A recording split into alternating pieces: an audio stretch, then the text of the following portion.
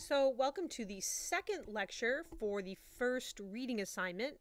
This one will be about the web that has no weaver. If you have not already listened to the first lecture about Between Heaven and Earth, you probably want to go back and do that one first. I give a little information there, and it'll help to make this lecture a little more solid. So, this is a much thicker read than Between Heaven and Earth is. It's a lot more complicated. The writing's a lot more intellectual and academic, I guess you could say. But it's really good, and I think that it has a great sensibility that it brings to understanding Chinese medicine. In the foreword by Margaret Caudill, who is a physician based in Boston, who did a lot of chronic pain work and has written a bunch of books of her own, she rightly points out in her foreword, only someone familiar with the Chinese language, naturalist and Taoist philosophy, and with Chinese culture as it has been influenced by these philosophies, would be able to comprehend the Chinese medical tradition. I cannot emphasize that enough. I think it's worth stopping and talking about a little bit of Taoism so you get a grounding for where all this goofball stuff is going to come from.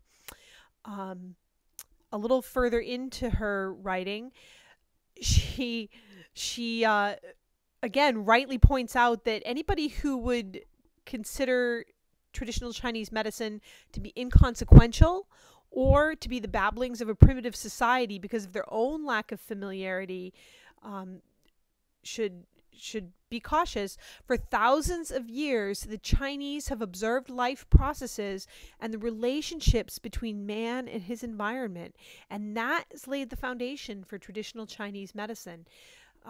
Again, a non-technological, but non-technological does not mean simplistic, nor does it mean primitive. It's just different. We're 20th and 21st century thinkers, and so we have a different view of life, but that does not mean that an ancient or naturalist view of the world is primitive.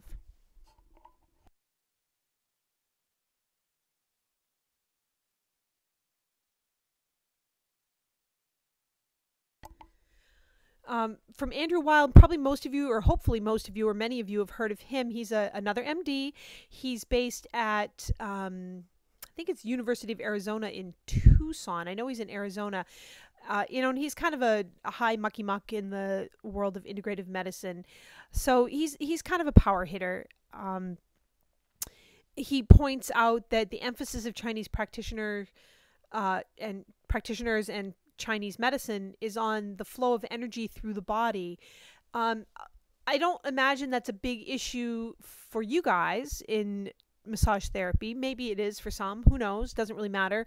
I have to confess it is a bit of an issue for me, or was at one point a bit of an issue for me. If you can't see it, it must not be true, right?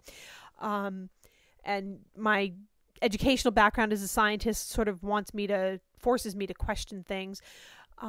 And I think that because culturally we don't consider energy, that's a bit of a stumbling block for accepting that traditional Chinese medicine does work, even though we don't get it.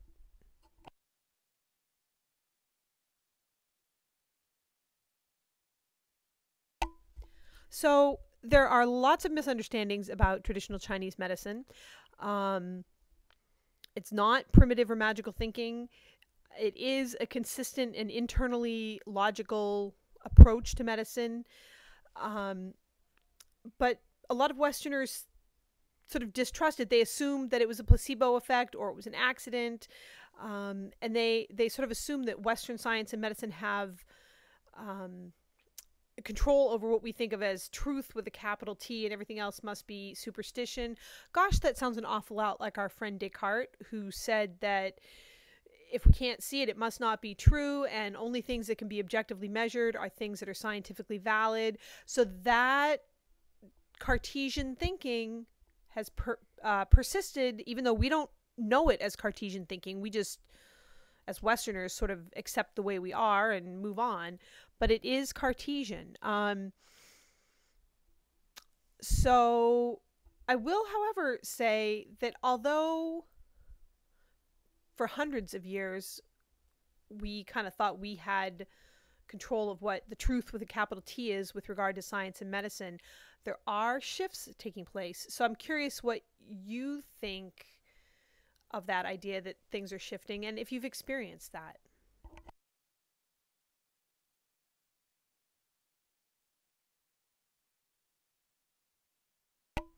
So as Margaret Caudill pointed out, that a lot of people think that Chinese medicine is simplistic or has nothing to do with anything but the placebo effect. Also, as Beinfield and Korngold pointed out, some people assume that because it's more ancient, it must be more spiritual or more holistic and therefore is more true. So again, I question you and what your biases are. Are you of the Western biomedicine slant and are you totally influenced by Descartes? Or are you, because you're in massage school or because you want to be a massage therapist, or maybe you're already a yoga practitioner? What are your biases? What do you think is true and what do you think is accurate? And is holistic necessarily better?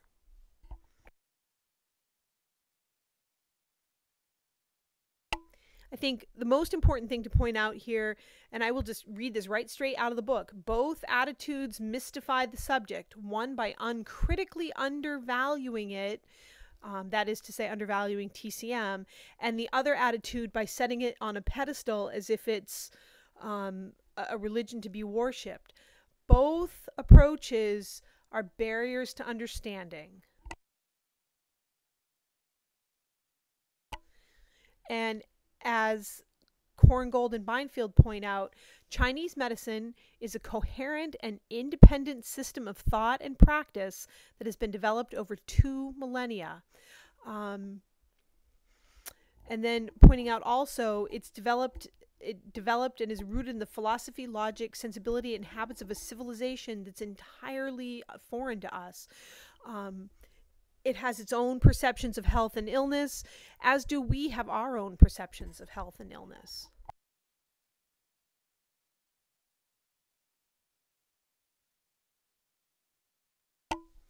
Again, one of the really important features of Western biomedicine is this idea of reductionist thinking, looking for a specific cause and effect. If you can find the one thing that's wrong, you can fix the problem. So I think this is a great summary. Western biomedicine is primarily concerned with disease categories or agents of disease, which it zeroes in on, isolates, and tries to change, control, or destroy. Looking for a precise cause for a specific disease is the Western approach.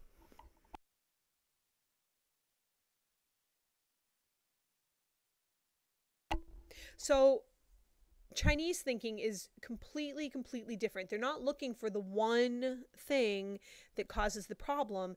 They're looking for overall patterns, and a pattern that they would call a disharmony. And there are lots of different kinds of disharmonies. We're going to talk about that later in the semester.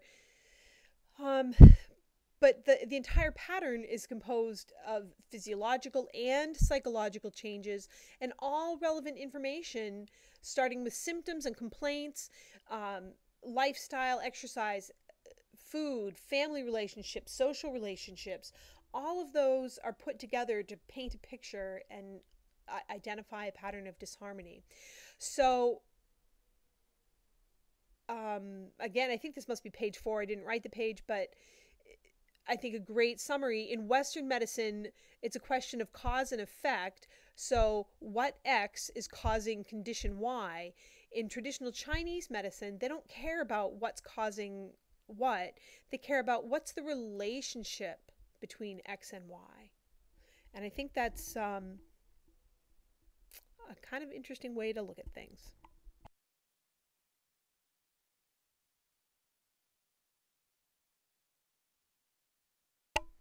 So remember from Between Heaven and Earth, talking about a definition of the Tao as being an unbroken whole.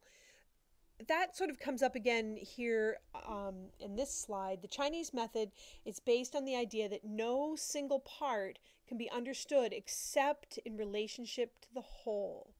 So looking at everything in context is so, so, so important. Looking at relationships, not necessarily human relationships, but looking at the different relationships of the aspects of a person's life and how they set that person up to either be healthy or ill given that person's personal constitution. So that seems a little fluffy, maybe, talking about painting pictures and looking for patterns. For us, maybe it is a little bit fluffy. We're not going to become Chinese medicine practitioners. That's not the goal of this class. The goal of this class is just to give you a little taste of it. Hopefully, you'll find out from just the little bit that we do talk about that the Chinese system is not less logical than the Western system. It's just less analytical.